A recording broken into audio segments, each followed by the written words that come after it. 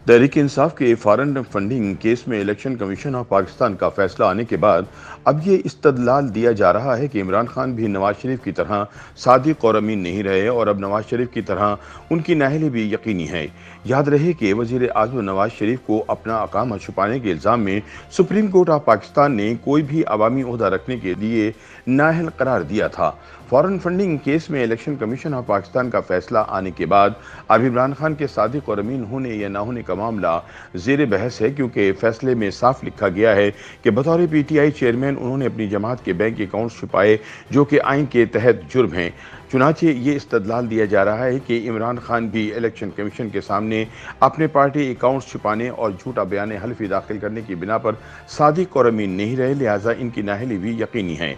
याद रहे कि सादिक और अमीन होने की शर्त साबिक martial law administrator general Ziaul Haq के दौरे हुकूमत में मुतारिफ करवाई गई थी।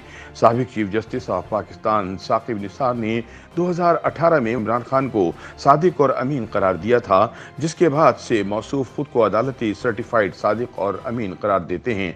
लेकिन इलेक्शन कमीशन ऑफ पाकिस्तान के फैसले के बाद सूरत हाल बदल चुकी है।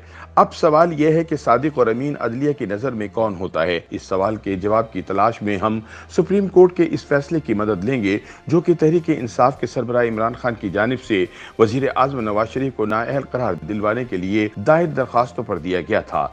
दरख्वास्त गुजार ने अपने मौक़िफ़ के हक़ में आइन की शेख 62 एक फे का सहारा लिया था। 27 जुलाई 2017 को सुप्रीम कोर्ट ने शरीफ फैमिली के खिलाफ पानामा लीक्स केस का फैसला सुनाते हुए वजीर आज़म नवाज शरीफ को नाअहल करार दिया था। मुल्क की तारीख के इस बड़े केस का हतमी फैसला जस्टिस आसिफ सईद खोसा की सरबराही में जस्टिस एजाज अफजल खान, जस्टिस शेख अजमत सईद, जस्टिस एजाजुल एहसन और जस्टिस गुलजार अहमद पर मुश्तमिल सुप्रीम कोर्ट के 5 रुकनी लार्जर बेंच ने सुनाया। फैसले के मुताबिक 5 जजों ने मुतफ़क्का तौर पर वजीर आज़म नवाज शरीफ को नाअहल करार देते हुए कहा कि उन्होंने कैपिटल FZE से मुताल्लिक कागजात नामजदगी में हक़ाइक़ छुपाए, लिहाजा नवाज शरीफ अवामी नुमाइंदगी एक्ट के शिक 12 के ज़ैली शिक 2F और आर्टिकल 62 के शिक 1F के तहत सादिक नहीं रहे। जजों ने कहा कि इस बुनियाद पर हम नवाज शरीफ को रुकने मजलिस शूरा के तौर पर भी नाअहल करार देते हैं और election commission of Pakistan Nawaz Sharif की नाअहली का नोटिफिकेशन फौरी तौर पर जारी करे। अदालती फैसले में करार दिया गया कि अदालत जाली ट्रस्ट डीड, झूठी दस्तावेजात और बयान हल्फी दाखिल कराने की सूरत में कार्रवाई का हक रखती है। फैसले में चीफ जस्टिस को यह दरख्वास्त की गई कि वो सुप्रीम कोर्ट के एक जज को नामजद करें, जो अदालती फैसले पर अमल दरामद कराने के साथ साथ नैब और एहतिसाब अदालत में चलने वाले केसों की निगरानी भी करें। याद रहे कि जस्टिस अजमत सईद का शुमार 5 में से उन 3 जजों में होता है जिन्होंने JIT के जरिए वजीर आज़म और इनके अहल खाना के खिलाफ शिकायत की तफ्तीश का हुक्म दिया था। उन्होंने फैसले में शिक 62 के बारे में लिखा कि इस शिक की बुनियाद पर किसी को परखने से पहले इस ज़मीन में कोई अदालती फैसला होना जरूरी है। इस 3 रुकनी बेंच के एक और रुकन जस्टिस एजाज अफजल खान ने अपने फैसले में लिखा था कि शिक की मौजूदा सूरत में हर शख्स को इस वक्त तक जी फहम, पारसा, नेक, सादिक और अमीन समझा जाएगा जब तक इस ज़मीन में इसके खिलाफ कोई अदालती फैसला नहीं दे देती। 5 रुकनी बेंच के एक रुकन जस्टिस आसिफ सईद खोसा ने, जिन्होंने नवाज शरीफ को नाअहल करार देने का फैसला दिया था, आइन के शिक 62 का हवाला देते हुए लिखा कि ये दुरुस्त है कि किसी उम्मीदवार की सदाकत का फैसला करते हुए किसी अदालत की तरफ से इस ज़मीन में फैसला मौजूद होना चाहिए। जस्टिस खोसा ने सुप्रीम कोर्ट के मुख्तलिफ फैसलों का हवाला देते हुए कहा कि अदालत के पास नाअहली के मामले में हक़ाइक़ की जांच पड़ताल करने का इख्तियार है। जस्टिस गुलजार अहमद ने पानामा लीक्स के मुकदमे में लिखा कि 18वीं तरमीम से पहले किसी भी रुकने पार्लियामान के खिलाफ शिकायत करने में कोई रिकॉर्ड नहीं थी, लेकिन 18वीं तरमीम के बाद किसी के खिलाफ अदालती फैसला होने की शर्त शामिल हो गई।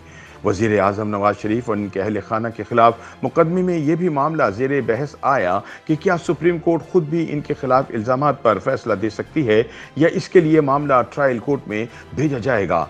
जस्टिस अजमत सईद ने वाज़ेह किया कि अदालतें कानून की बुनियाद पर काम करती हैं और इखलाकी सवालात इनके दायरे से बाहर हैं। उन्होंने कहा कि इसमें कोई शक नहीं कि शिक 62 में जब लफ्ज़ सादिक का जिक्र किया जाता है तो इससे मुराद कानूनी लिहाज से सच्चा होना है। ये इखलाकियात का सवाल नहीं बल्कि इस सदाकत की कानूनी हैसियत है। ये एक ऑब्जेक्टिव तकाजा है, ना कि सब्जेक्टिव। उन्होंने कहा कि अदालतों ने इस मामले में कभी इखलाक की बुनियाद पर फैसला नहीं किया।